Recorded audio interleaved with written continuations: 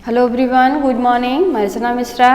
Dear students, इस video में हम लोग कैदी और कोकिला पार्ट सेकेंड इसका अध्ययन करेंगे, इसकी व्याख्या जानेंगे और इसकी खूबियों विशेषताओं को जानेंगे। ठीक है, तो आज की कविता है क्या, यहाँ से लेकर क्या देख न सकती जंजीरों का गहना। कवि कोयल से कह रहे हैं, क्या देख न सकती जंजीरों का गहना, हथकड़ियाँ क्यों यह ब्रिटिश राज का गहना। कोल्हू का चर्रक चूं जीवन की तान, गिट्टी पर अंगुलियों ने लिखे गान। हूँ मोट खींचता लगा पेट पर जुआ, खाली करता हूँ ब्रिटिश अकड़ का कुआं। दिन में करुणा क्यों जगे रुलाने वाली, इसलिए रात में गजब ढा रही आली। अब इसमें कवि कोयल से कह रहे हैं कि क्या तुम ये जो मेरे ऊपर जंजीरें लदी हैं, मेरे हाथ में पाँव में हर जगह जो जंजीर पड़े हैं, इनको नहीं देख सकती हो, इनको देखकर परेशान हो। आगे कह रहे हैं ये हथकड़ी नहीं है, ऐसा नहीं कि हथकड़ी हैं, ये बेड़ियाँ हैं। अरे ये तो ब्रिटिश राज द्वारा हमको दिया गया गहना है, ये ब्रिटिश राज ने मुझको गहने के रूप में दिया है। कोल्हू का चर्रक चूं जीवन की दान, कह रहे हैं अब तो कोल्हू की आवाज़, जो चर्रक की आवाज़ होती है, वही मेरे जीवन की तान बन गई है। अब यहाँ एक बात बताएंगे हम कि जब क्रांतिकारियों को अंग्रेजी प्रशासन पकड़ कर ले जाती थी तो बहुत यातनाएं देती थी। बैल के जगह पर इन लोगों को कोल्हू में लगा दिया जाता था और ये लोग कोल्हू चलाते थे। वही बता रहे हैं, गिट्टी पर अंगुलियों ने लिखे गान। और ये जो गिट्टियाँ पड़ी हैं, गिट्टी तोड़वाते थे, तो जो गिट्टियाँ पड़ी हैं उन गिट्टियों पर अंगुलियों के गान लिखे गए हैं। हूँ मोट खींचता लगा पेट पर जुआ, खाली करता हूँ ब्रिटिश अकड़ का कुआं। बहुत ही दयनीय स्थिति है, बहुत भावुक सीन है, दृश्य है। कवि कह रहे हैं, और ये जो कुआं से पानी निकाला जाता है, मोट लगाकर, मोट को पेट पर जुआ लगाकर खींचता हूँ पानी। वहाँ भी बैलों की जगह क्रांतिकारी लोगों को, कवियों को लगा दिया जाता था, बैल की जगह पर जोत दिया जाता था और वो खींचते थे मोट।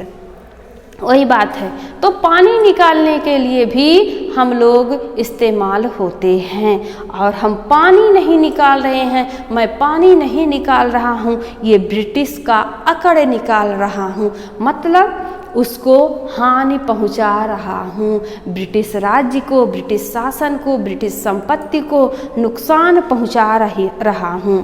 दिन में करुणा क्यों जगे रुलाने वाली, इसलिए रात में गजब ढा रही आली।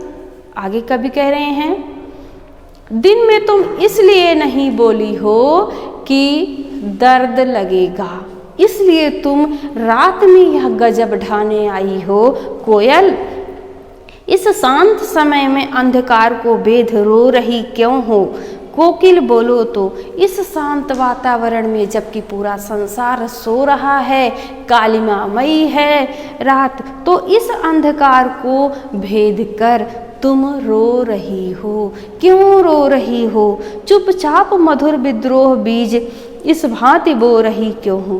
कह रहे हैं तुम विद्रोह का, विरोध का बीज बो रही हो। कोयल बोलो तो, काली तो रजनी भी काली, शासन की करनी भी काली, काली लहर कल्पना काली, मेरी काल कोठरी काली, टोपी काली, कमली काली, मेरी लौ श्रृंखला काली, पहरे के हूँ कृत की ब्याली, तिस पर है आली ए गाली। अब इसमें कवि कह रहे हैं, काली तू, हे कोयल तू भी काली है और ये रात भी काली है और शासन का कारनामा, कृत्य, कर्म भी काला है। काली लहर कल्पना काली, इस कालिमामय में सब कुछ काला हो गया है, मेरी ये काल कोठरी भी काली है। टोपी भी काली है, कमली कंबल जो बिछाने के लिए मिलता है।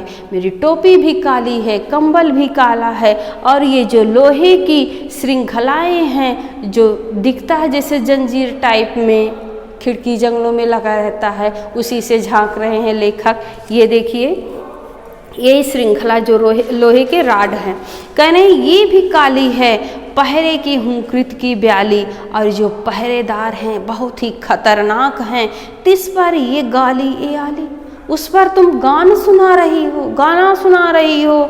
इस काले संकट सागर पर मरने की मदमाती कोकिल बोलो तो। इस काले संकट पर जो गहरा घना अंधेरा है, दुख है, दर्द है, उसमें तुम मरने के लिए आई हो, कोकिल बोलो तो। अपने चमकीले गीतों को क्यों कर हो तैराती, कोकिल बोलो तो। अपने मधुर आवाज़ से ये जो गाना गा रही हो, अपने गानों को तैरा रही हो, कोकिल बोलो तो। आगे कवि शिकायत करते हुए कह रहे हैं, तुझे मिली हरियाली डाली, मुझे नसीब कोठरी काली, तेरा नभ भर में संचार, मेरा 10 फुट का संसार। तेरे गीत कहावे वाह, रोना भी है मुझे गुनाह, देख विषमता तेरी मेरी, बजा रही तिस पर ररभीरी। इसमें कवि कोयल से शिकायत करते हुए कह रहे हैं कि तू तो बहुत खुश नसीब है, तुमको तो हरियाली डाली नसीब हुई है, और मुझको ये काल कोठरी मिली है।